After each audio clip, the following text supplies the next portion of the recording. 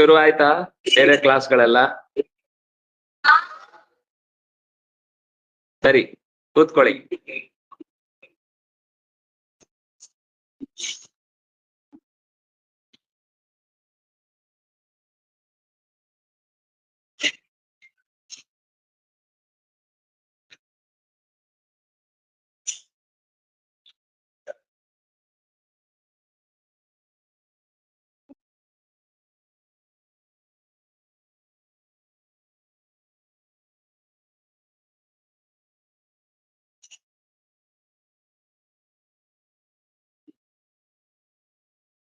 ಶುರು ಮಾಡೋಣ.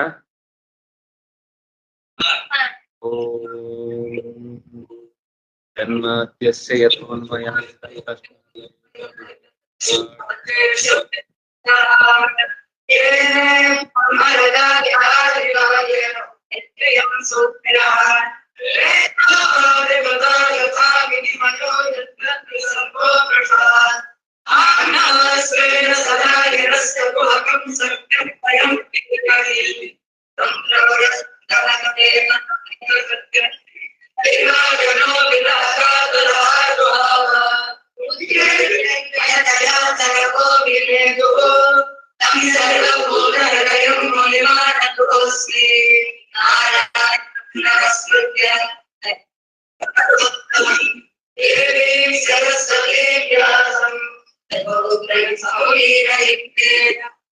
ಸ್ವಸ್ತ್ಯಸ್ತು ಸತಾಂ ಹರಿ ಓಂ.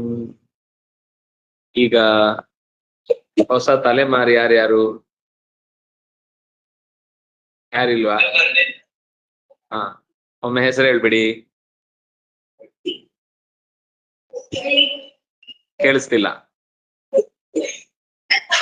ಹಾ ಹಾ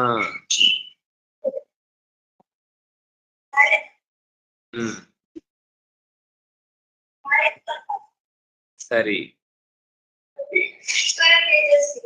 ವಿಶ್ವ ತೇಜಸ್ಸ, ತೇಜಸ್ವಿ, ಈಶಾ. ಸರಿ,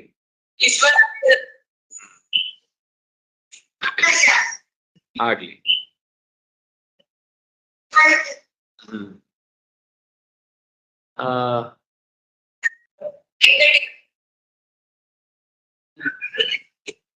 ನಾವು 15ನೇ ಅಧ್ಯಾಯ ಮುಗಿಸಿ 7ನೇ ಸ್ಕಂಧದಲ್ಲಿ 16ನೇ ಅಧ್ಯಾಯವನ್ನ ನೋಡ್ತಾ ಇದ್ದೇವೆ. ನಾರದರು ಈ ಮಾತನ್ನ ಯುಧಿಷ್ಠಿರನ ಹತ್ರ ಮಾತಾಡ್ತಾ ಇದ್ದಾರೆ. ಒಟ್ಟು ಒಂದು ಸರ್ತಿ ಅದರ ಸಾರವನ್ನ ತಿಳ್ಕೊಳ್ಳೋಣ. ಮುಖ್ಯವಾಗಿ ಶ್ರಾದ್ದದ ಬಗ್ಗೆ ಇಲ್ಲಿ ಅನೇಕ ವಿಷಯಗಳನ್ನ ಮಾತಾಡ್ತಾರೆ. ಶ್ರಾದ್ದಕ್ಕೆ ಸನ್ಯಾಸಿಗಳು ಬಹಳ ವಿಶೇಷ ಅಂತ ಒಂದು ಮಾತ ಇಲ್ಲಿ ಹೇಳ್ತಾರೆ. ಸನ್ಯಾಸಿಗಳಿಗೆ ಅವತ್ತು ಕರೆದು ಊಟ ಹಾಕಿದ್ರೆ ಬಹಳ ವಿಶೇಷ. ಸನ್ಯಾಸಿಗಳು ಮದುವೆಗೆಲ್ಲ ಬರಬಾರ್ದು, ಆದ್ರೆ ಶ್ರಾದ್ದಕ್ಕೆ ಬರಲೇಬೇಕು. ಬಂದ್ರೆ ತುಂಬಾ ಒಳ್ಳೇದು. ಮದುವೆಗೆ ಬರಬಾರದು ಅಂದ್ರೆ ಅದು ಅವರಿಗಿಲ್ಲದ ಸಂಸ್ಕಾರ, ಅದು ಅವರಿಗೆ ಒಪ್ಪದ ಸಂಸ್ಕಾರ, ಅದು ಅವರಿಗೆ ಹಿತವಲ್ಲದ ಸಂಸ್ಕಾರ ಅದು ಅನ್ನುವ ಕಾರಣಕ್ಕಾಗಿ. ಆಮೇಲೆ ಆ ಶ್ರಾದ್ದದಲ್ಲಿ ಹೇಗ್ ಮಾಡ್ಬೇಕು, ಏನೇನು ಪಿಂಡಕ್ಕಾಗಿ ಏನೇನು ಪದಾರ್ಥಗಳನ್ನ ಬಳಸಿಕೊಳ್ಬೇಕು. ಶ್ರಾದ್ದವನ್ನ ಯಾವತ್ತೂ ತುಂಬಾ ವಿಸ್ತಾರ ಮಾಡಬಾರ್ದು. ಅಂದ್ರೆ ಸಾವಿರಾರು ಜನಕ್ಕೆ ಕರೆದು ಊಟ ಹಾಕುವುದು ಎಲ್ಲ ಅಲ್ಲ ಅದರ ಕಾರ್ಯಕ್ರಮ. ಶ್ರಾದ್ದದ ಮುಖ್ಯ ಉದ್ದೇಶ ಏನು ಅಂತಂದ್ರೆ, ಯೋಗ್ಯರನ್ನ ಇಬ್ಬರಾದ್ರೂ ಸರಿ, ಅವರನ್ನ ಅಂದ್ರೆ ಕುಟುಂಬದವರು ಯಾರು ಬೇಕಾದ್ರೂ ಬರ್ಬೋದು. ಮಂತ್ರಾಕ್ಷತೆಯನ್ನ ಪಿತೃಗಳ ಮಂತ್ರಾಕ್ಷತೆಯನ್ನು ಸ್ವೀಕರಿಸ್ಲಿಕ್ಕೆ ಯಾರು ಅರ್ಹರೋ ಅವ್ರು ಇರಬಹುದು. ಅವರು ಬಿಟ್ಟು ಬೇರೆ ಯಾರು ಇದರಲ್ಲಿ ಭಾಗವಹಿಸ್ಬೇಕಾದ ಅಗತ್ಯ ಇಲ್ಲ. ಅಂದ್ರೆ ನಮ್ಮನೇಲಿ ತಿಥಿ ವಡೆ ಇವತ್ತಿದೆ, ಎಲ್ರು ಇವತ್ತು ಸ್ಪೆಷಲ್ ಅಡುಗೆ ಅಂತ ಹೀಗೆ ಹಾಕ್ಲಿಕ್ಕೆ ಆಗಲ್ಲ. ಅದು ನಮ್ಗೆ ರಕ್ತ ಸಂಬಂಧದಿಂದ ಯಾರು ಪೂರ್ವ ಪಿತೃಗಳಿಗೆ ಯೋಗ್ಯರೋ ಅವರನ್ನ ಮಾತ್ರ ಮಂತ್ರಾಕ್ಷತೆಗೆ ಅರ್ಹರಾದ. ಇನ್ನು ಗುರುಗಳಾಗಿ ಕೆಲವರು ಬರ್ಬೋದು, ಅಂದ್ರೆ ಶಿಷ್ಯರಾಗಿ ನಾವು ಅವರನ್ನ ಗುರುಗಳಾಗಿ ಪಡೆದಿದ್ವಿ ಅಂತ ಹಾಗೇನಾದ್ರಿದ್ರೆ ಬರಬಹುದು. ಬಿಟ್ರೆ ಸಂಬಂಧ ಇಲ್ಲದ ಮಂದಿಗೆ ಊಟ ಹಾಕ್ಬೇಕಾದ ಅಗತ್ಯ ಇಲ್ಲ, ಹಾಕಬಾರ್ದು ಕೂಡ. ಧರ್ಮಾಚರಣೆಯ ನಿರ್ವಹಣೆಯನ್ನು ಮಾಡುವುದು ಹೇಗೆ ಅಂತ ಮತ್ತೆ ಮುಂದೆ ಹೇಳ್ತಾ, ಧರ್ಮಾಚರಣೆ ಮಾಡ್ಲಿಕ್ಕೋಸ್ಕರ, ಜೀವನ ನಡೆಸ್ಲಿಕ್ಕೋಸ್ಕರ ಯಾರು ಎಲ್ಲರ ಹತ್ರ ದುಡ್ಡು ಕೇಳ್ಕೊಂಡು ತಿರುಗ್ತಾನೋ ಅವನ್ ಕೊನೆವರೆಗೂ ದುಡ್ಡು ಕೇಳ್ತಾನೆ ಸಾಯ್ತಾನೆ ಹೊರತು ಧರ್ಮಾಚರಣೆಯನ್ನು ಮಾಡಲ್ಲ, ಜೀವನದಲ್ಲಿ ನೆಮ್ಮದಿಯನ್ನೂ ಹೊಂದಲ್ಲ. ಯಾರು ತೃಪ್ತಿ ಎನ್ನುವ ಪಾದರಕ್ಷೆಯನ್ನು ಹೊತ್ತುಕೊಂಡು ಊರಿಡಿ ತಿರುಗ್ತಾನೆ ಅವನಿಗೆ ಯಾವ ಕಲ್ಲು ಮುಳ್ಳು ಚುಚ್ಚಲ್ಲ. ಯಾರಲ್ಲಿ ತೃಪ್ತಿ ಅನ್ನುವ ಪಾದರಕ್ಷೆ ಇಲ್ವೋ ಅವನು ಎಷ್ಟು ಊರು ಸುತ್ತ ಓಡಾಡಿ ಬಂದ್ರೂ ಕೂಡ ಚೆನ್ನಾಗಿ ಮುಳ್ಳಿನ ಹಾದಿಯಲ್ಲೇ ಓಡಾಡುವಂತಹ ಪ್ರಸಂಗ ಅವನಿಗೆ ಅನುಭವ ಆಗುತ್ತೆ. ಸುಖಾನುಭವದ ಕಲ್ಪನೆಯಲ್ಲೇ ಅವನು ಸಾಯ್ತಾನೆ. ಭಗವದ್ಭಕ್ತಿಯನ್ನು ಉಂಟು ಮಾಡುವಂತಹ ಕರ್ಮಾಚರಣೆಗಳಿಗೆ ಮಹತ್ವ ಕೊಡಬೇಕು. ಒಂದು ವೇಳೆ ಆ ಕರ್ಮಾಚರಣೆ ಯಾವುದೇ ಭಕ್ತಿಯನ್ನು ಹುಟ್ಟಿಸ್ಲಿಲ್ಲ ಅಂದ್ರೆ ಅದು ನಿರರ್ಥಕವಾದ ಶ್ರಮ ಆಗತ್ತೆ. ಯಾವುದೇ ಕಾರಣಕ್ಕೂ ಭಗವಂತನಲ್ಲಿ, ಭಗವಂತನ ಭಕ್ತರಲ್ಲಿ ದ್ವೇಷ ಮಾಡಬಾರದು. ನಮಗಾಗುದಿಲ್ಲ, ನಮ್ಗೆ ಯಾವುದೋ ಅವರಿಂದ ಹಿಂಸೆ ಆಯಿತು ಅಂತಂದ್ರೆ ಮೌನ ವಹಿಸಿ ದೂರ ಆಗ್ಬೇಕು ಹೊರತು ಅದನ್ನೇ ನೆನೆಸಿಕೊಂಡು ಅವರ ವಿರುದ್ಧ ಕತ್ತಿ ಮಸೆಯುವ ಕೆಲಸ ಮಾಡಬಾರದು. ಇನ್ನು ಆಶ್ರಮ ಧರ್ಮಗಳಿಗೆ ವ್ಯತಿರಿಕ್ತವಾಗಿ ನಡೆಯುವಂಥವ್ರಿಗೆ ಏನಾಗುತ್ತೆ, ಅವ್ರು ಏನು ಅನರ್ಥಗಳನ್ನು ಅನುಭವಿಸ್ತಾರೆ ಅಂತ ಹೇಳಿ, ಪ್ರತಿಯೊಬ್ಬ ಜೀವಿಗೂ ಕೂಡ ಇಂದ್ರಿಯಗಳು, ಶರೀರ ಅಂತ ಅನ್ನೋದು ಒಂದು ರಥ ಮತ್ತೆ ಕುದುರೆ ಇದ್ದ ಹಾಗೆ. ಬ್ರಹ್ಮ ಅನ್ನುವ ಲಕ್ಷ್ಯದ ಕಡೆಗೆ ಆತ ಸಾಗುವುದಕ್ಕೋಸ್ಕರ ಈ ಶರೀರ ಅನ್ನುವಂತಹ ಬಾಣವನ್ನ ತನ್ನ ಜೀವ ಅನ್ನುವಂತಹ, ಅಂದ್ರೆ ಶರೀರ ಅನ್ನುವಂತಹ ಬಿಲ್ಲನ್ನ ಜೀವ ಅನ್ನುವ ಬಾಣದ ಗುರಿಯನ್ನ ಹಿಡಿದು ಭಗವಂತ ಅನ್ನುವ ತನ್ನ ಲಕ್ಷ್ಯ ಮುಚ್ಚತೆ ಅಂತ ಉಪನಿಷತ್ತು ಹೇಳುವ ಅಷ್ಟು ವಿವರಣೆಯನ್ನ ಈ ಭಾಗದಲ್ಲಿ ನಾರದರು ಉಪದೇಶ ಕೊಡ್ತಾರೆ. ಆಮೇಲೆ ಉತ್ಕ್ರಾಂತಿಯ ಗತಿ, ಅರ್ಚಿರಾದಿ ಮಾರ್ಗ, ಅಂದ್ರೆ ಷಣ್ಮಾಸ ಉತ್ತರಾಯಣಂ, ಷಣ್ಮಾಸ ದಕ್ಷಿಣಾಯನಂ ಅಂತ ಎರಡು ಕತ್ತಲೆಯ ದಾರಿ ಮತ್ತು ಬೆಳಕಿನ ದಾರಿ ಅಂತೇನಿದೆ, ಗರುಡ ಮಾರ್ಗ, ಶೇಷ ಮಾರ್ಗ ಅಂತ ಹೇಳುವ ರೀತಿಯಲ್ಲಿ ಪ್ರಾಣೋತ್ಕ್ರಮಣದ ವಿಶೇಷತೆಯನ್ನ, ಅಲ್ಲಿ ಲಯ ಚಿಂತನೆ ಹೇಗ್ ಮಾಡ್ಬೇಕು, ಯಾರಲ್ಲಿ ಯಾರನ್ನ ಚಿಂತಿಸಿ ಭಗವಂತನಲ್ಲಿ ಅವರನ್ನೆಲ್ಲ ಲಯಗೊಳಿಸ್ಕೊಳ್ಬೇಕು ಅನ್ನುವ ವಿವರಣೆಯನ್ನ ಕೊಟ್ಟು, ಬ್ರಹ್ಮಾಂಡ ಕಾಲದಲ್ಲಿ ನವಾವರಣವನ್ನ ದಾಟಿ ಸರ್ವವ್ಯಾಪ್ತನಾದ ಪರಮಾತ್ಮನನ್ನ ಕೊನೆಯಲ್ಲಿ ಸೇರ್ತಾನೆ ಹೇಗೆ ಅನ್ನೋದನ್ನ ಹೇಳ್ತಾರೆ. ಆಮೇಲೆ ಭೂತಗಳು ಮತ್ತು ಸೂಕ್ಷ್ಮಗಳು, ಪಂಚಭೂತಗಳು ಮತ್ತು ತನ್ಮಾತ್ರೆಗಳು, ಇವುಗಳ ನಡುವೆ ಸಂಬಂಧ ಏನು, ಆಮೇಲೆ ಭಾವಾದ್ವೈತ ಅಂದ್ರೇನು, ದ್ರವ್ಯಾದ್ವೈತ ಅಂದ್ರೇನು, ಕ್ರಿಯಾದ್ವೈತ ಅಂದ್ರೆ ಏನು ಅಂತ ಮೂರು ವಿಶಿಷ್ಟವಾದ ಉಪಾಸನೆಯನ್ನ ಮುಂದೆ ಹೇಳ್ತಾರೆ. ಅದಾದ ನಂತರ ಗೃಹಸ್ಥ ಧರ್ಮಾಚರಣೆ ಎನ್ನುವುದು ಮೋಕ್ಷಕ್ಕೆ ಕಾರಣ. ನೀವು ಗೃಹಸ್ಥರೇ ಆದದ್ರಿಂದಾಗಿ ಧರ್ಮಾಚರಣೆ ಮಾಡಿ ನೀವು ಮೋಕ್ಷಕ್ಕೆ ಹೋಗ್ತೀರಿ. ಬಹಳ ಜನ ಸನ್ಯಾಸಿಗಳಿಗೆ ಮಾತ್ರ ಮೋಕ್ಷ ಅಂತ ಮಾತಾಡ್ತಾರೆ, ಹಾಗಿಲ್ಲ, ನೀವು ಕೂಡ ಮೋಕ್ಷಕ್ಕೆ ಅರ್ಹರು ಅಂತ ಪಾಂಡವರಿಗೆ ನಾರದರು ಹೇಳ್ತಾರೆ. ಅದಾದ್ಮೇಲೆ ತನ್ನ ಒಂದು ಪೂರ್ವದ ಕಥೆಯನ್ನ ನಾರದರು ಹೇಳ್ತಾರೆ. ನಾನು ದಾಸಿಯ ಮಗನಾಗಿ ಹುಟ್ಲಿಕ್ಕೇನು ಕಾರಣ, ನನ್ಗೆ ಹಿಂದಿನ ಕಥೆ ಏನಿತ್ತು ಅನ್ನೋದನ್ನು ಹೇಳ್ತಾರೆ.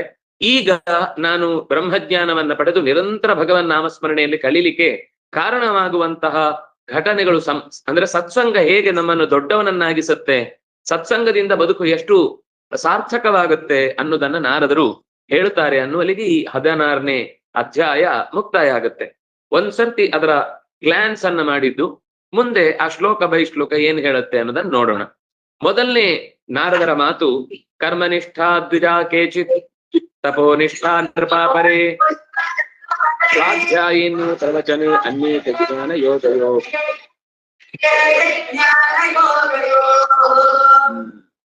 ದಾರಿ ಬಹಳ ಇದೆ, ಗುರಿ ಒಂದೇ ಇದೆ.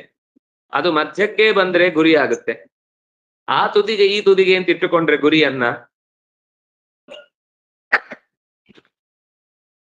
ಎಲ್ಲಿ ಹೋದ್ರು ನಾವು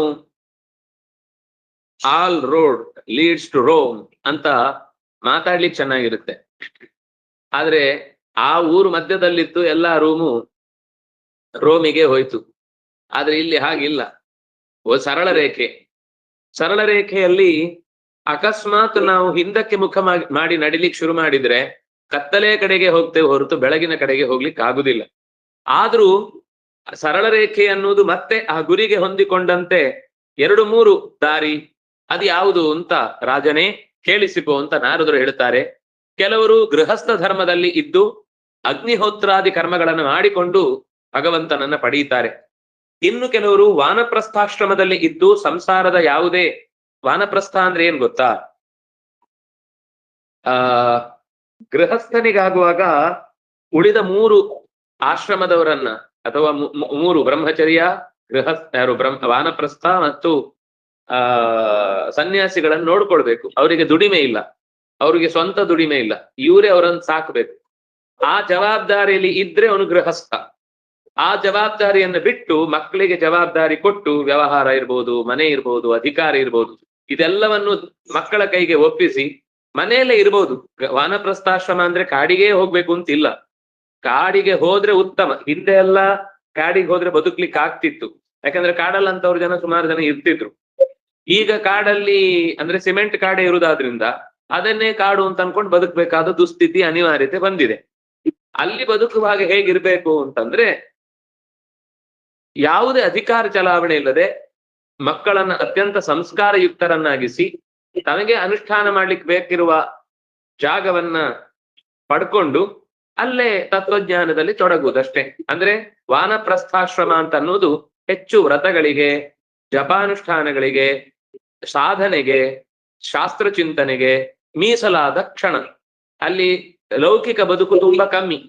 ಅನಿವಾರ್ಯವಾದ ಸ್ಥಿತಿಯಲ್ಲಿ ಮಕ್ಕಳಿಗೆ ಏನಾದ್ರೂ ಹೆಲ್ಪ್ ಬೇಕು ಅಂದ್ರೆ ಆಗ ಮಾಡಬಹುದಷ್ಟೇ. ಅದು ಬಿಟ್ಟರು ತಲೆ ಬಿಸಿ ಮಾಡ್ಕೊಂಡು ಕೊಡ್ಲಿಕ್ಕಿಲ್ಲ. ಅದಾಗ್ಬೇಕಿತ್ತು, ಇದಾಗ್ಬೇಕು. ಮಕ್ಕಳಿಗೆ ಬಿಟ್ಟು ಕೊಟ್ಮೇಲೆ ಅವ್ರು ಮಾಡ್ತಾರೆ. ಅವ್ರು ಟೆನ್ಷನ್ ಮಾಡ್ಕೊಂಡು ಬಂದ್ರೆ ಅವ್ರ ಟೆನ್ಷನ್ ತೆಗೆಯೋರಾಗ್ಬೇಕು ಹೊರತು ನಾವು ಅವ್ರ ಜೊತೆಗೆ ಇನ್ನಷ್ಟು ಡಬಲ್ ಟೆನ್ಷನ್ ಮಾಡಿ ಅವ್ರ ಮೇಲೆ ಭಾರ ಹೊರುದಲ್ಲ. ಅದು ಬಿಟ್ರೆ ವಾನಪ್ರಸ್ಥ. ಮೂರನೆಯದ್ದು ಬ್ರಹ್ಮಚರ್ಯ. ಅಂದ್ರೆ ವೇದಾಧ್ಯಯನ ಮಾಡಿಕೊಂಡು, ಶಾಸ್ತ್ರಾಧ್ಯಯನ ಮಾಡಿಕೊಂಡು, ಅಧ್ಯಯನವೇ ಬದುಕು, ಅಧ್ಯಯನವೇ ಪ್ರಧಾನ. ಆ ರೀತಿ ಬದುಕಿ ಭಗವಂತನನ್ನ ಪಡೆಯುವರು ಕೆಲವರು. ಇನ್ನು ಸನ್ಯಾಸಿಗಳು, ಕೇಚಿತ್ ಬಹುದಕ. ಸನ್ಯಾಸಿಗಳು ಅಂತಂದ್ರೆ ಒಂದು ಕಡೆ ನೆಲ ನಿಲ್ಲದವರು, ತಿರುಗ್ತಾ ಇರ್ತಾರೆ. ಅನೇಕ ತರ ಇದೆ ಅದರಲ್ಲಿ. ಕುಟೀಚಕರು, ಬಹುದರು ಅಂತ. ಕುಟೀಚಕರು ಅಂದ್ರೆ ಒಂದ್ ಕಡೆ ಗುಡಿ ಮಾಡಿ ಕೂಡುವವರು. ಬಹುದರು ಅಂದ್ರೆ ಅನೇಕ ಊರುಗಳಿಗೆ ತೆರಳಿ ಅಲ್ಲಲ್ಲಿಯ 7 ಕೆರೆಯ ನೀರು ಕುಡಿದವರು. ಅವರೆಲ್ಲ ಸನ್ಯಾಸಿಗಳು ಅಂತ ಲೆಕ್ಕ. ಆದ್ರೆ ಇಲ್ಲಿ ಈಗ 7 ಕೆರೆ ನೀರು ಕುಡಿದವನು ಅಂದ್ರೆ ಮೋಸ ಮಾಡಿದವನು ಅನ್ನೋ ಅರ್ಥದಲ್ಲಿ ಹೇಳ್ತಾರೆ. ಆದ್ರೆ ನಿಜವಾಗಿ ಸನ್ಯಾಸಿಗಳಿಗೆ ಒಂದು ಕಡೆ ನೆಲೆ ಇಲ್ಲ ಅನ್ನುವ ಅರ್ಥದಲ್ಲಿ ಇಡೀ ಜಗತ್ತಿನಾದ್ಯಂತ ತಿರುಗ್ತಾ ಇರ್ತಾರೆ. ಇನ್ನು ಪ್ರವಚನೇ ರಥಾಹ ಅನ್ಯೇ. ನಿರಂತರ ಶಾಸ್ತ್ರ ಚಿಂತನೆ ನಡೆಸ್ತಾ ಬದುಕನ್ನ ನಡೆಸುವವರು. ಇವರು ತತ್ವಜ್ಞಾನದಲ್ಲಿ ನಿರತರು. ಇನ್ನು ಜ್ಞಾನ ಯೋಗಯೋಹ ಅನ್ಯೇ. ಜ್ಞಾನದ ದಾರಿಯೇ ಬದುಕಾಗಿರುವವರು. ಇನ್ನು ಯೋಗ ಸಮಾಧಿಯಲ್ಲೇ ಬದುಕು ಕಳೆಯುವವರು. ಹೀಗೆ ಭಗವಂತನನ್ನ ಪಡೆಯುವುದಕ್ಕೆ ಇಷ್ಟೆಲ್ಲ ದಾರಿಗಳಿವೆ. ಅವರ ಕರ್ತವ್ಯ ಮಾಡ್ಕೊಂಡು ಇದು ಮಾಡುದು. ಊಟ ತಿಂಡಿ ಬಿಟ್ಟಲ್ಲ. ಊಟ ತಿಂಡಿ ಬಿಡುವವರು ಇದ್ದಾರೆ, ಅವರಿಗೆ ಅದು ಸಮಸ್ಯೆ ಇಲ್ಲ. ಅವರು ಸಾಧನೆ ಮಾಡ್ಕೊಂಡ್ರೆ ಅದು ನಡೆಯುತ್ತೆ. ಜ್ಞಾನ ನಿಷ್ಠಾಯ ದೇಯಾನಿ ಅಂತ್ಯಮಿಚ್ಛತ ದೈವೇ ಚ ತದಭಾವೇ ಸ್ಯಾತ್ ಇತರೇಭ್ಯೋ ಯಥಾರ್ಥಃ.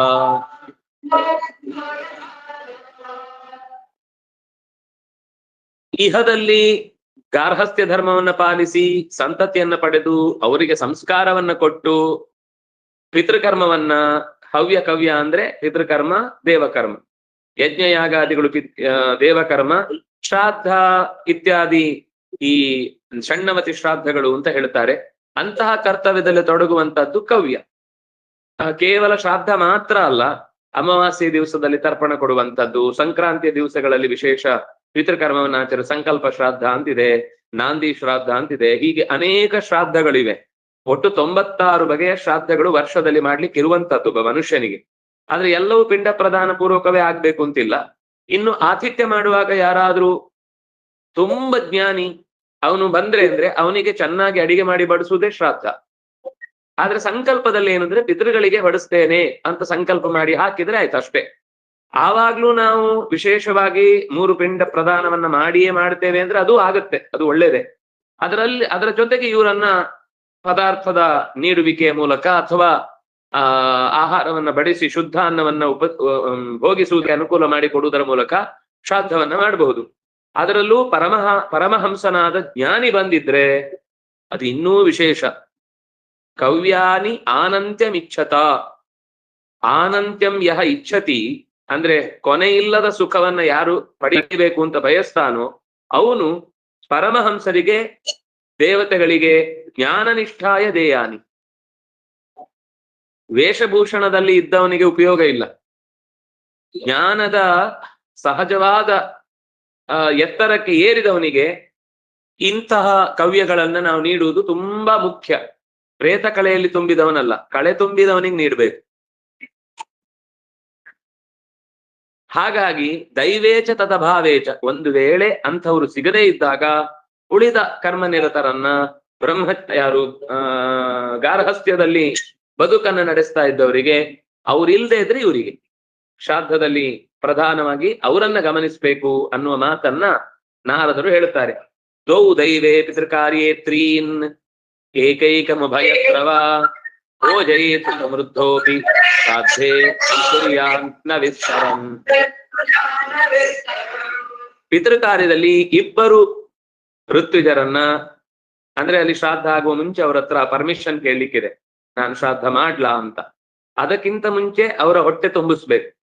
ಅವರಿಬ್ಬರನ್ನ ಕೂಡಿಸಿದಾಗ ಅದಕ್ಕೆ ತುಂಬಾ ಕ್ರಮ ಬೇಕು. ಸುಮ್ನೆ ಯಾರ್ಯಾರನ್ನು ಹಸಿವಾಗತ್ತೆ ಅಂತ ಬಂದವರನ್ನೆಲ್ಲ ಕೂಡಿಸ್ಲಿಕ್ಕೆ ಆಗಲ್ಲ. ಅಯೋಗ್ಯರನ್ನೆಲ್ಲ ಕೂಡಿಸಿದ್ರೆ ಅದು ತಪ್ಪು ಅಂತ ಹೇಳ್ತಾರೆ. ಅಂದ್ರೆ ಭಗವತ್ ಪ್ರಜ್ಞೆಯಿಂದ ನಾಮಸ್ಮರಣೆ ಮಾಡ್ತಾ ದೇವರ ಚಿಂತನೆಯನ್ನ ಮಾಡೋನಲ್ಲ ಅಲ್ಲಿ ಕೂಡಿಸ್ಬೇಕು ಪಿತೃಸ್ಥಾನದಲ್ಲಿ. ಅಥವಾ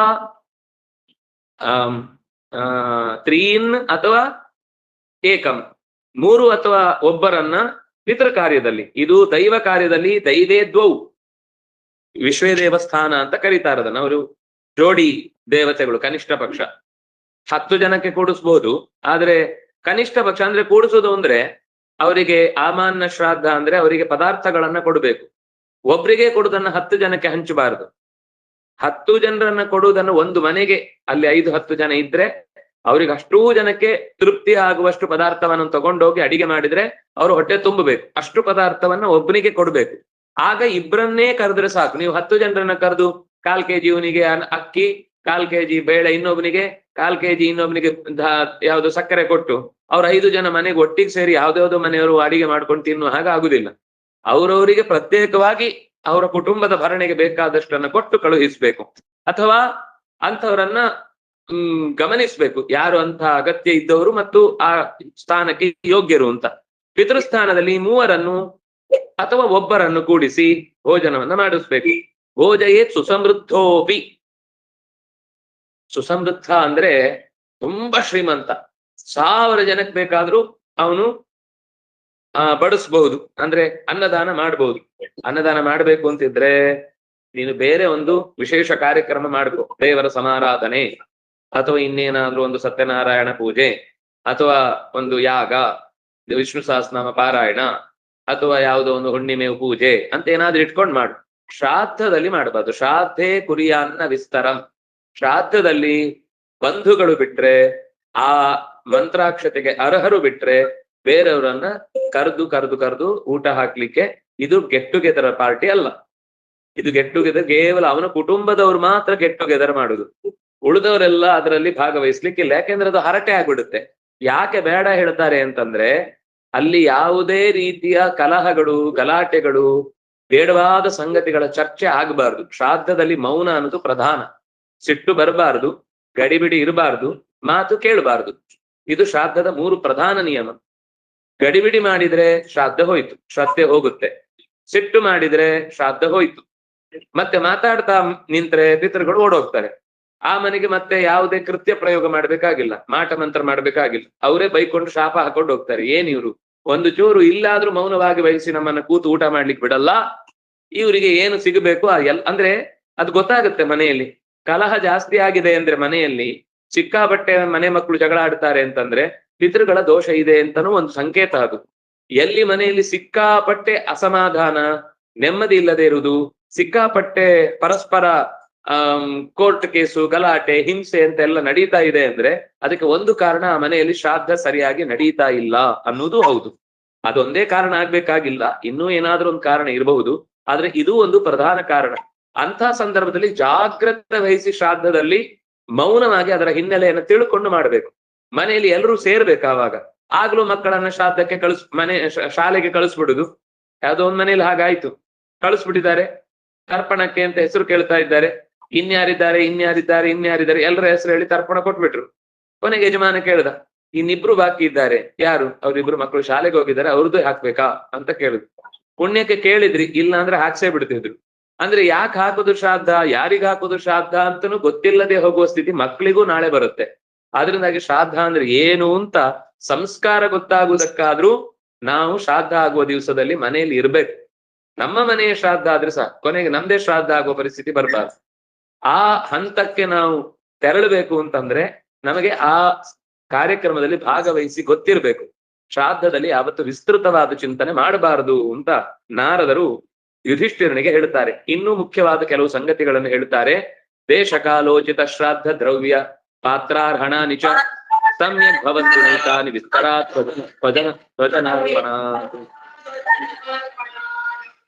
ಇದ್ದ ಬದ್ದ ಎಲ್ಲಾ ನೆಂಟರು, ಇಷ್ಟರು ಇತ್ಯಾದಿಗಳು ಬಂದ್ರೆ ಆಗ ಏನಾಗುತ್ತೆ ಅಂದ್ರೆ ನೆಮ್ಮದಿ ಹಾಳಾಗುತ್ತೆ.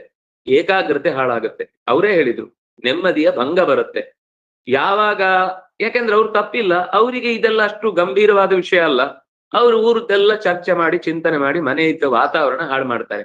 ಹಾಗಾಗಿ ದೇಶಕ್ಕೆ ಕಾಲಕ್ಕೆ ಉಚಿತವಾದ ಶ್ರದ್ಧೆ ಉಳ್ಳ ವ್ಯಕ್ತಿಗಳೇ ಅಲ್ಲಿ ಇರ್ಬೇಕು ಹೊರತು ಅಂತ ಸಂಬಂಧ ಇಲ್ಲದ ವ್ಯಕ್ತಿಗಳು ಅಲ್ಲಿ ಬರಬಾರ್ದು. ಎಷ್ಟು ಅಂದ್ರೆ ಪದಾರ್ಥಗಳನ್ನು ಬಳಸುವಾಗ್ಲೂ ಅಲ್ಲಿ ಇಂತಹ ಪದಾರ್ಥಗಳನ್ನು ಬಳಸಬಾರ್ದು, ಇಂತಹ ಪದಾರ್ಥಗಳನ್ನೇ ಬಳಸಬೇಕು ಅಂತೆಲ್ಲ ಇದೆ.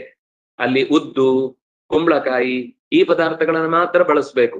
ಉಳಿದ ಮದುವೆಗೆ ಬಳಸುವಂತಹ ಭಕ್ಷ್ಯ ಭೋಜ್ಯಗಳನ್ನ ಅಲ್ಲಿ ಮಾಡ್ಲಿಕ್ಕಿಲ್ಲ.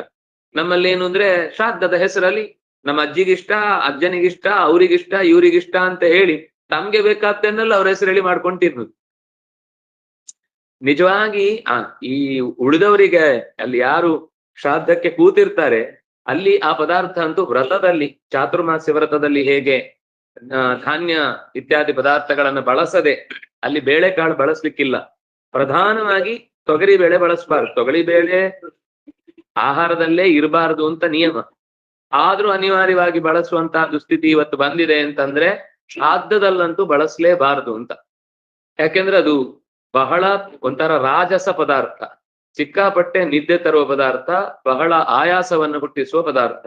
ಶ್ರಾದ್ದದಲ್ಲಿ ಯಾವತ್ತು ಆಯಾಸಕ್ಕೆ ಕಾರಣ ಆಗ್ಬಾರ್ದು. ಯಾಕೆಂದ್ರೆ ಅವನು ಮುಗ್ದ ಮೇಲೆ ಅಲ್ಲಿ ಪಾರಾಯಣ ಮಾಡ್ಬೇಕು, ಆ ಕರ್ಮದಲ್ಲಿ ಭಾಗವಹಿಸ್ಬೇಕು. ಅವನು ಶ್ರಾದ್ದದ ಕರ್ಮದಲ್ಲಿ ಆ ಆಹಾರವನ್ನು ಸ್ವೀಕಾರ ಮಾಡಿದವನು ಅವನು ಅಲ್ಲೇ ಚಾಪೆ ಹಾಸಿ ಮಲ್ಕೊಂಡ್ಬಿಟ್ರೆ ಶ್ರಾದ್ದ ಆಗುವಾಗ ಅವನ ಆಶೀರ್ವಾದ ಏನ್ ಮಾಡ್ತಾನೆ? ಅಲ್ಲಿ ಅವನು ಹೇಳ್ಬೇಕು, ಊರ್ಧ್ವಂ ಗಚ್ಚಂತು ಪಿತರಃ, ನಿಮ್ಮ ಪಿತೃಗಳೆಲ್ಲ ಉತ್ತಮ ಲೋಕಕ್ಕೆ ಸಾಗಲಿ ಅಂತ ಅಲ್ಲಿ ತನಕ ಎಚ್ಚರ ಇರ್ಬೇಕಲ್ಲ.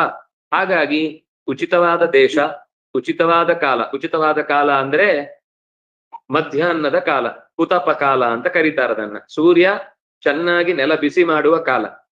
ನಮ್ಗೆ ಸಾಮಾನ್ಯ ಈ ಉತ್ತರ ಕರ್ನಾಟಕದಲ್ಲಿ ಆಗುವಾಗ 9 ಗಂಟೆಗೆ ಬಿಸಿಯಾಗಿರುತ್ತಾನೆ, ಅಲ್ಲಿಂದಲೇ ಶುರು ಮಾಡಬಹುದು. ಹಿಮತಪ್ಪಲುಗಳಲ್ಲಿ ಮಾತ್ರ ಮಧ್ಯಾಹ್ನ ತನಕ ಕಾಯ್ಬೇಕಷ್ಟೇ, ಬೇರೆ ಕಡೆ ಸಮಸ್ಯೆ ಇಲ್ಲ. ಇನ್ನು ಕಾಲ ಅಂತ ಉಚಿತವಾದ ಶ್ರದ್ಧೆ ಇರಬೇಕು ಅಂತ ಹೇಳ್ತಾರೆ. ದೇವರ ಪೂಜೆಗೆ ಶ್ರದ್ಧೆ ಬೇಡವಾ? ಬೇಕು. ಆದ್ರೆ ಅದಕ್ಕಿಂತ ಹೆಚ್ಚು ಶ್ರದ್ಧೆ, ಯಾಕಂದ್ರೆ ಬೇಗ ಶಾಪ ಸಿಗುವ ಸಮಯ ಶ್ರಾದ್ದದಲ್ಲಿ ಅನ್ಯಾಯ ಆದ್ರೆ. ದೇವತೆಗಳು ಸ್ವಲ್ಪ ಸಹಿಸ್ಕೊಳ್ತಾರಂತೆ, ಆದ್ರೆ ಪಿತೃಗಳು ಬಹಳ ಸಹಿಸ್ಕೊಳ್ಳಲ್ಲ. ನಮ್ಮ ಮಕ್ಕಳು ಅವರೇ ತಪ್ಪು ಮಾಡಿದ್ರೆ ಹೇಗೆ? ನಾವು ಅಷ್ಟು ತಿದ್ದಿ ಸಂಸ್ಕಾರ ಕೊಟ್ಟು ಹೀಗಿರ್ಬೇಕು ಅಂತ ಹೇಳಿ ಕಳುಹಿಸಿದ್ಮೇಲೆ ಬದುಕ್ಲಿಕ್ಕೆ ಆಗ್ತಿಲ್ಲ ಅಂದ್ರೆ ಅವ್ರಿಗೆ ಯಾಕೆ ಉದ್ಧಾರ ಆಗ್ಬೇಕು, ಅವ್ರಿಗೆ ಯಾಕೆ ಅನುಗ್ರಹ ಮಾಡ್ಬೇಕು ಅಂತ ಅವ್ರು ಬೇಸರ ಮಾಡ್ಕೊಂಡು ಹೊರಟೋಗ್ತಾರೆ. ಅವ್ರು ಬೈಬೇಕಾಗಿಲ್ಲ, ಮನೆಯಿಂದ ಹಾಗೆ ಹೊರಟೋದ್ರೆ ಸರಿ.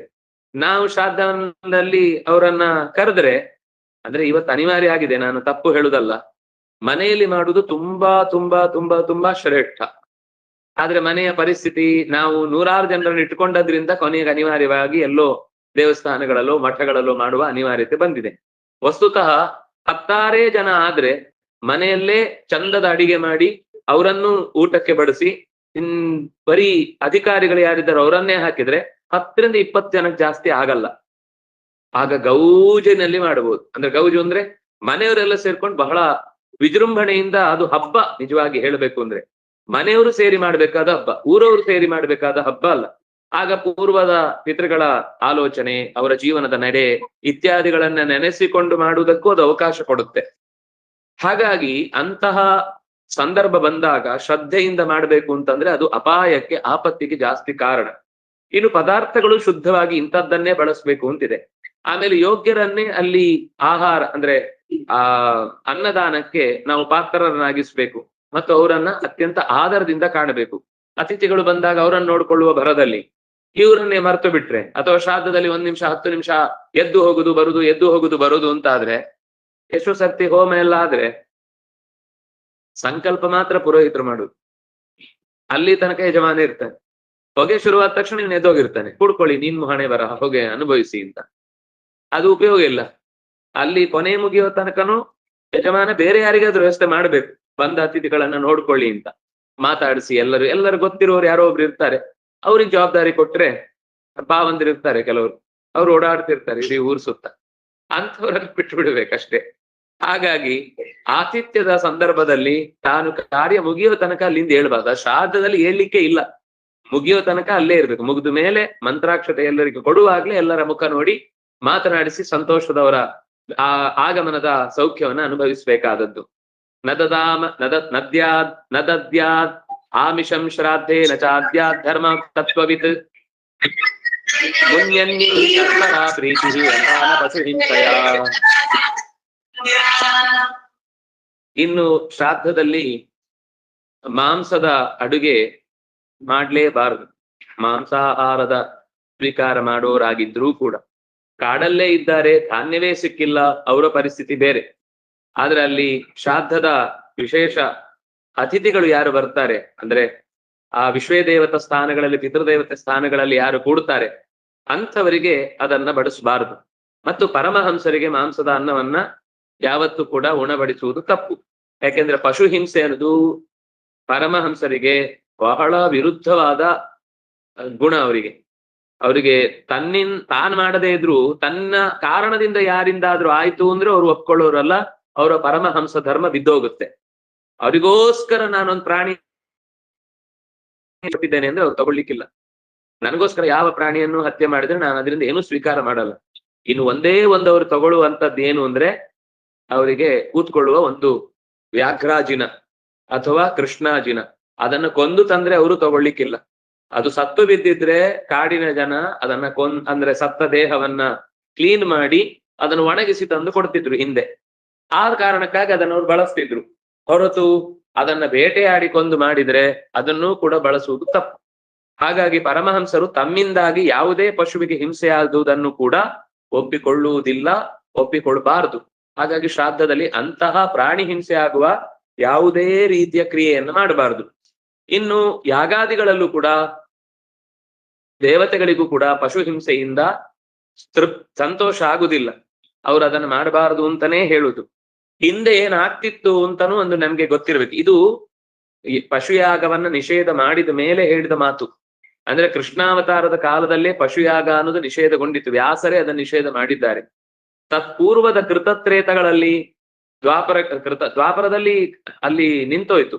ಕೃತತ್ರೇತಗಳಲ್ಲಿ ಪಶು ಬಲಿ ಅಂತ ಅನ್ನೋದು ಇದ್ದಾಗಲೂ ಆ ಪಶುವಿಗೆ ನೋವಾಗದಂತೆ ಸಂಜ್ಞಪನ ಮಂತ್ರವನ್ನ ಹೇಳಿ ಅದು ಅಳದಂತೆ, ಅದಕ್ಕೆ ಕೊಂದ್ರೂ ಕೂಡ ಅದಕ್ಕೆ ನೋವಾಗಬಾರ್ದು, ಹಾಗೆ ಕೊಂದ್ರೆ ಮಾತ್ರ ಅದು ಕೊಲ್ಲುವುದು.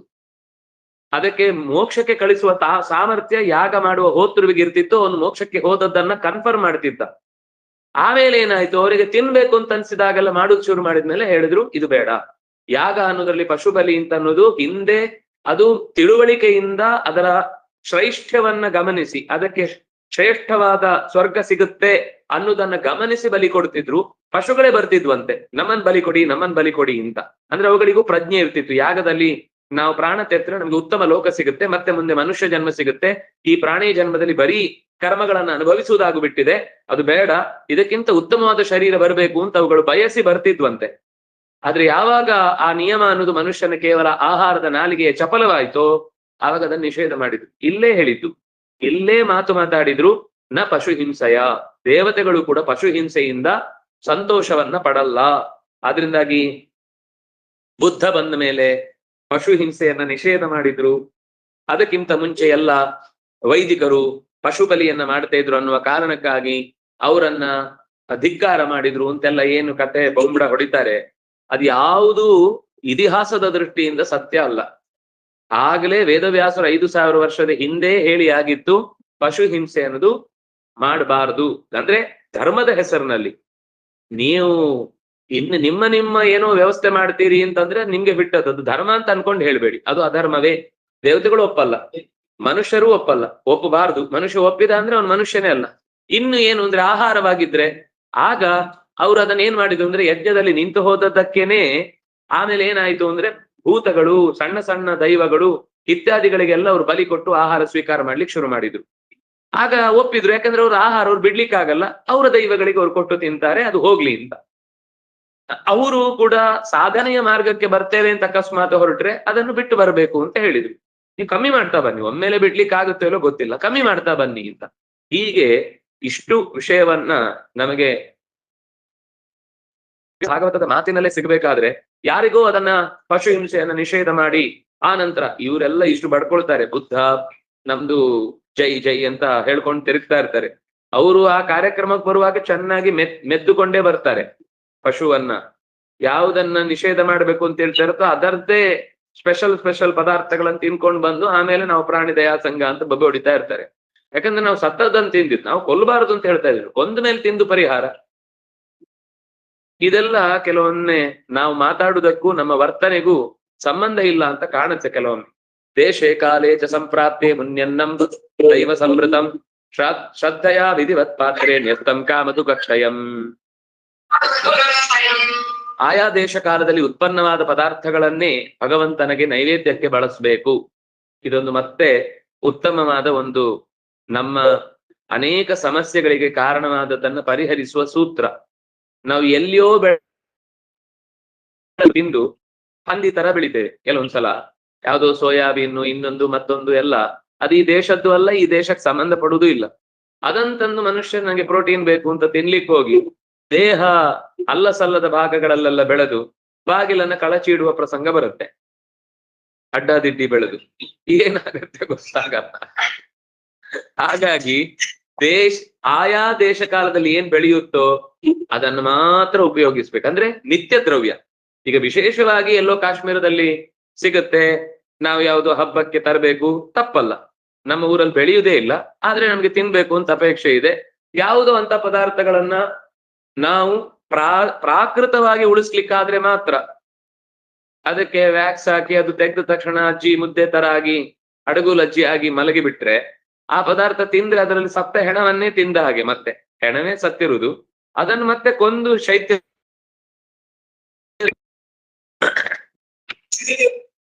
ಹಾಗಾಗಬಾರದು ಅಂತ ಹೇಳ್ತಾರೆ. ಯಾವುದನ್ನ ದೇವತೆಗಳು ದೇವರು ಆಯಾ ಭಾಗದಲ್ಲಿ ಬೆಳೆಯುವ ಪದಾರ್ಥ ಕೊಡ್ತಾರೆ, ಆ ಪದಾರ್ಥವನ್ನ ದೇವರಿಗೆ ನಿವೇದಿಸಿ ತಿಂದ್ರೆ ಅವನಿಗೆ ಯಾವ ರೋಗವೂ ಬರುವುದಿಲ್ಲ ನಿತ್ಯಾಹಾರದಲ್ಲಿ. ಅದನ್ನು ಬಿಟ್ಟು ಬೇರೆ ಬಳಸ್ಲಿಕ್ಕೆ ಶುರು ಮಾಡಿದ್ಮೇಲೆನೆ ಅವನಿಗೆ ಆರೋಗ್ಯ ತಪ್ಪುತ್ತೆ, ಮನಸ್ಸು ಕೂಡ ಕ್ಷುಬ್ಧವಾಗುತ್ತೆ. ಅದಕ್ಕೋಸ್ಕರ ವ್ಯಾಪಾರದ ಹೆಸರು ಹೇಳಿಕೊಂಡು ಊರೂರು ತಿರುಗುದಾಗತ್ತೆ. ತನ್ನ ಸ್ವಧರ್ಮವನ್ನು ಮರಿತಾನೆ, ಸ್ವದೇಶವನ್ನು ಮರಿತಾನೆ, ಸ್ವಕಾಲವನ್ನು ಮರಿತಾನೆ, ಸ್ವಭೂಮಿಯನ್ನು ಮರಿತಾನೆ, ಅಥವಾ ಸ್ವಧರ್ಮವನ್ನು ಮರಿತಾನೆ. ಯಾವಾಗ ಅಲ್ಲಲ್ಲಿ ಸಿಕ್ಕಿದ ಪದಾರ್ಥಗಳ ಮೂಲಕವೇ ಬದುಕನ್ನು ಚೆನ್ನಾಗಿ ತೃಪ್ತಿಯಿಂದ ನಡೆಸ್ತಾನೋ ಅವನು ನಿಜವಾಗಿಯೂ ಉತ್ತಮವಾದ ಕಾಮಧುಗು ಅಕ್ಷಯಂ, ಸರ್ವ ಅಭೀಷ್ಟವನ್ನು ಕೂಡ ಅಕ್ಷಯ ಫಲವಾಗಿ ಪಡೀತಾನೆ.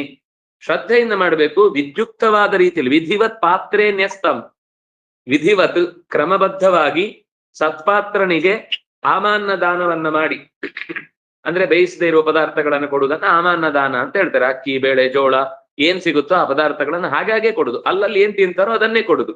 ಹಾಗೆ ಕೊಡುವುದರ ಮೂಲಕ ಸತ್ಕರ್ಮ ಅನ್ನೋದು, ದಾನ ಅನ್ನೋದು ಸಾರ್ಥಕ ಆಗುತ್ತೆ. ಈಗ ಕೆಲವು ಡ್ರೈ ಫ್ರೂಟ್ಸ್ ಇತ್ಯಾದಿಗಳು ಸಿಗದೇ ಇದ್ದಾಗ ಅದನ್ನ ಯಾವತ್ತೋ ಒಂದು ದಿವಸಕ್ಕೆ ತರು ತಪ್ಪಲ್ಲ.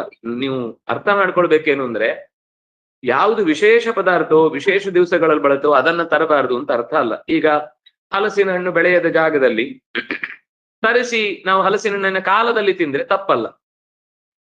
ಅದು ಇಲ್ಲಿ ಬೆಳೆದಿದ್ರೆ ಇನ್ನೆಲ್ಲೋ ಒಂದ್ ಕಡೆ ನಮ್ದೇ ನೆಲದ ಅಕ್ಕಪಕ್ಕದಲ್ಲಿ ಬೆಳೆಯುವುದಾದ್ರಿಂದ, ಯಾವುದೋ ವಿದೇಶದಿಂದ ಆಕಾಶದಿಂದ ತರಿಸಿ ಅದನ್ನ ಭೂಮಿಗೆ ಬರೆಸಿ ಇದ್ಯಾವುದೋ ದೇವಲೋಕದಿಂದ ಬಂದದ್ದು ದಿವ್ಯ ಪದಾರ್ಥ ಅಂತ ಭಾವಿಸಿ ತಿನ್ನುವಷ್ಟು ಮೂರ್ಖರಾಗಬಾರದು. ಅದು ಆಕಾಶದ ಬಂದರೂ ಭೂಮಿಯಿಂದಲೇ ಬೆಳೆದು ಬಂದದ್ದು. ಹೇ ವರ್ಷಿ ಪಿತೃಭೂತೇಭ್ಯೋ ಆತ್ಮನೇ ಸ್ವಜನಾಯ ಚ ಅನ್ನಂ ಸಂವಿಭಜನ್ ಪಶ್ಯೇತ್ ಸರ್ವಂ ತತ್ಪುರುಷಾತ್ಮಕಂ. ಯಾವತ್ತೂ ನಾವು ಏನೇ ಪದಾರ್ಥ ಋಷಿಗಳಿಗೆ, ಪಿತೃಗಳಿಗೆ, ಭೂತಗಳಿಗೆ ಮತ್ತು ಬಂಧು ಮಿತ್ರರಿಗೆ ವಿಭಾಗ ಮಾಡಿಯೇ ತಿನ್ಬೇಕು. ಎಲ್ಲ ನನ್ನದೇ ಅಂತ ಭಾವಿಸಿ ತಿಂದ್ರೆ ಅವನು ಕಳ್ಳ ಆಗ್ಬೇಕು ಅಂತ ಆದ್ರೆ ಇನ್ನೊಬ್ಬನ ಮನೆಗೆ ಕನ್ನ ಹಾಕ್ಬೇಕು ಅಂತಿಲ್ಲ. ಪ್ರಕೃತಿಯಲ್ಲಿ ಯಾವ ಪದಾರ್ಥವನ್ನು ನಾವು ಇನ್ನೊಬ್ಬರಿಗೆ ಕೊಡದೆ ತಿಂದ್ರು ಕಳ್ಳನೆ. ಯೋ ಭುಂಕ್ತೆ ಸ್ಥೇನ ಏವ ಸಹ. ಯಾರು ಕೊಟ್ಟಿರುವ ಭಗವಂತನಿಗೆ, ಕೊಟ್ಟಿರುವ ದೇವತೆಗಳಿಗೆ, ಕೊಟ್ಟಿರುವ ಪ್ರಕೃತಿಗೆ ಒಪ್ಪಿಸದೆ ತಿಂತಾನೆ ಅವನಷ್ಟು ದೊಡ್ಡ ಕಳ್ಳ ಇನ್ನೊಬ್ಬ ಇಲ್ಲ. ಹಾಗೆ ನೋಡಿದ್ರೆ ಜೈಲು ಯಾವಾಗ್ಲೂ ಭರ್ತಿ ಇರ್ಬೇಕಿತ್ತು, ನಮ್ಮಷ್ಟು ದೊಡ್ಡ ಕಳ್ಳರೇ ಇಲ್ಲ.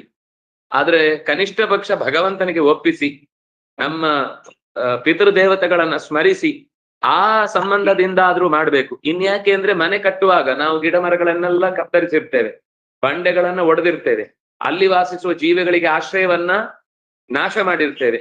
ಹಾಗಾಗಿ ಆ ಸುತ್ತಲಿನ ಅಷ್ಟೂ ಜೀವರಾಶಿಗಳ ಹೊಣೆಗಾರಿಕೆ ಆ ಮನೆ ಕಟ್ಟಿದ ಯಜಮಾನನಿಗಿದೆ. ಹಾಗಾಗಿ ಭೂತಬಲಿ ಅಂದ್ರೆ ತಲೆ ಕಡಿಯುವುದಲ್ಲ.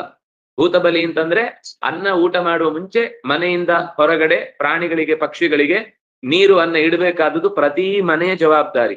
ಗೋಗ್ರಾಸ ಹೇಗೋ ಪ್ರಾಣಿಗಳಿಗೆ ಕೊಡುವಂತಹ ಅನ್ನ ಅಥವಾ ಇನ್ನೇನ್ ಪದಾರ್ಥ ಇದೆ ಅದನ್ನು ಕೊಡುವುದು ಕೂಡ ಅಷ್ಟೇ ಮುಖ್ಯವಾದ ಕರ್ತವ್ಯ ಅಂತ. ಹೀಗೆ ಯಾರು ಈ ಎಲ್ಲ ಅಧಿಷ್ಠಾನಗಳಲ್ಲಿ ಭಗವಂತನನ್ನ ಪೂಜಿಸ್ತಾನೆ, ಸರ್ವಂತತ್ ಪುರುಷಾತ್ಮಕಂ, ಎಲ್ಲ ಕಡೆಯೂ ಪುರುಷನಾದ ಪರಮಾತ್ಮನೇ ಅಂತರ್ಯಾಮಿಯಾಗಿ ಸ್ವೀಕರಿಸ್ತಾ ಇದ್ದಾನೆ. ದೇವತೆಗಳಲ್ಲೂ ಭಗವಂತನೇ,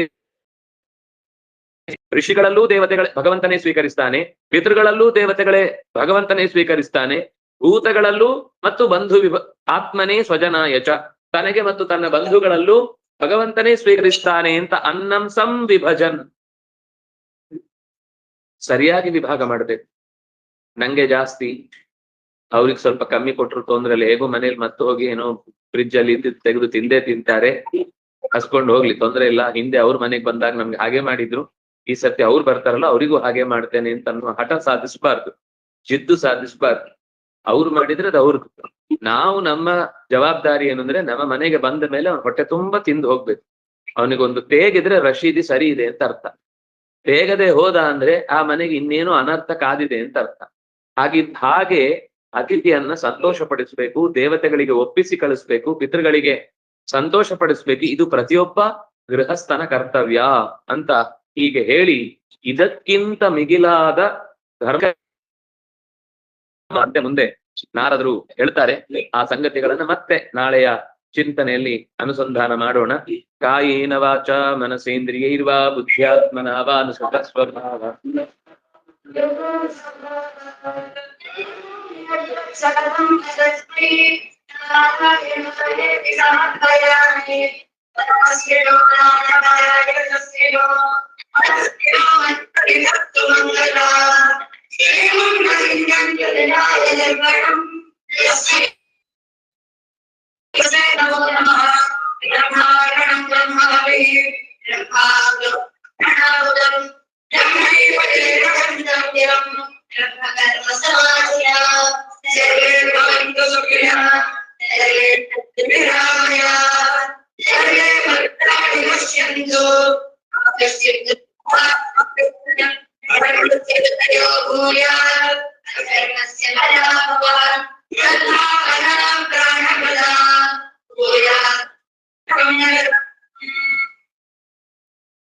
ಅದ್ಯ ಕಥಾನುವಾದೇ ಸತಿ ಕಿಂಚಿತ್ ಪೂರ್ವ ಕಥಾನುವಾದ ವಿದ್ಯತೆ ವಾ?